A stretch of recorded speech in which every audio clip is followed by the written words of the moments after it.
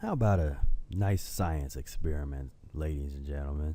I think you've seen some other videos where we make glue from household items, and here's yet another milk glue recipe brought to you by Heather Kim's channel here.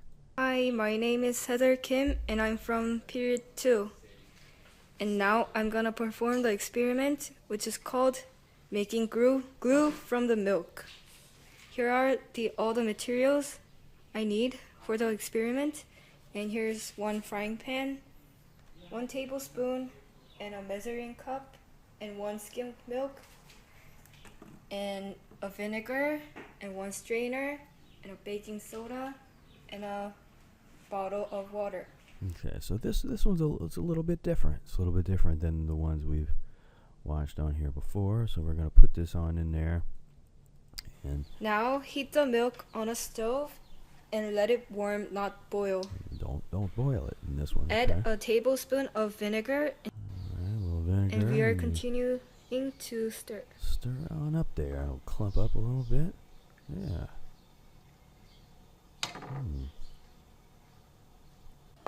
Now place the strainer over the measuring cup and pour the liquid through the strainer.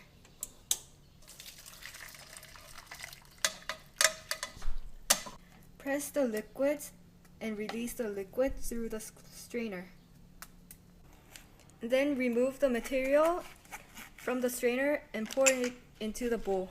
And then pour 1 tablespoon of baking soda into the bowl. Now, even right there, before you even add the baking soda, that's a nice little clump of some mess down there. That's pasty enough. That could be just straight paste, but now you add a little baking soda to it to make it a glue.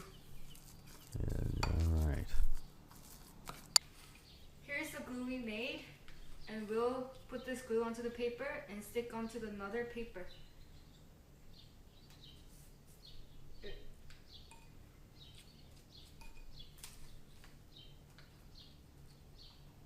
Ta-da!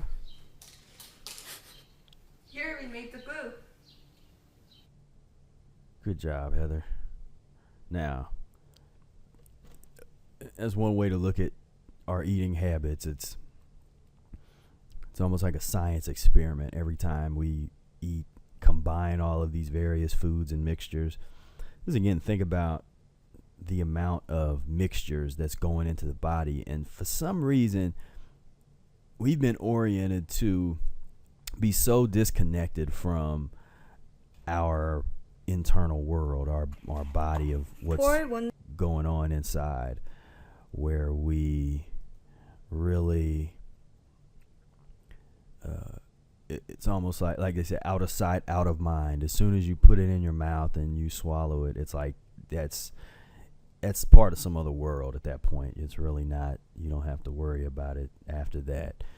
And that's it's not a good way to think. I mean, we really want to get in tune and in touch with what are these foods actually doing when they get into our body, when they sit in there. See, look at this little paste, this little glue paste here. Imagine if you would have done this experiment with a bunch of grapes, or if you would have done this experiment with a bunch of red leaf lettuce. Could you have created this sticky pap here? The answer is no. This is not what you would end up with if you were to take an apple.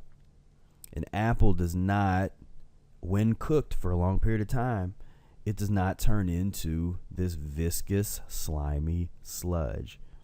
Yet milk, rice,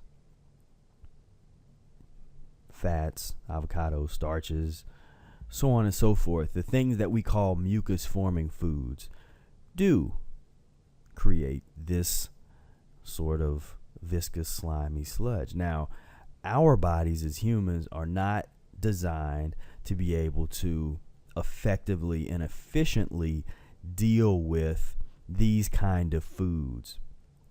And when they become uneliminated and the body fails to let them go, fails to eliminate them, this stuff sits up in there and gets more and more rancid, eventually turning into all forms of nasty acid that just destroys your body from the inside out. So my proposition is, let's transition away from glue forming foods or slime forming foods, mucus forming foods. We transition away, and that's what the Mucusless Diet Healing System is all about. The Mucusless Diet Healing System is a system. It's not eat this way, get rid of all the mucus forming foods, and that's that.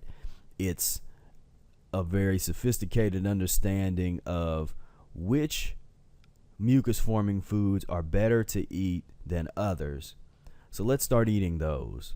And is there a way that we can eat them so that they eliminate better and have less of a gluey, slimy effect on the body? See, that's what the brilliance of the transition. That's why anybody can do it. A lot of these other diet things out here that I see, they're not really designed where anybody could do it. Because with the transition, you basically look at your diet, and once you understand what foods are mucus forming, what foods aren't, and which foods are better mucus formers, meaning which foods are less harmful to you, that do create mucus but are less harmful and that are good for the transition. While you're eating those foods, your addiction to the worst stuff starts to dissipate to a point where you no longer crave it. You get off of milk, you no longer crave milk. You get far enough away from it. You get far enough away from rice, you don't crave rice anymore. You no longer crave these foods that create this acidic interference in the body. So thank you for tuning in to yet another video of mine, and I will talk with you soon. Peace, love, and breath. In a world where people needlessly die of preventable illnesses, one man's vision offers hope to humankind. Order Professor Arnold Ehret's annotated, revised, and edited Mucusless Diet Healing System today.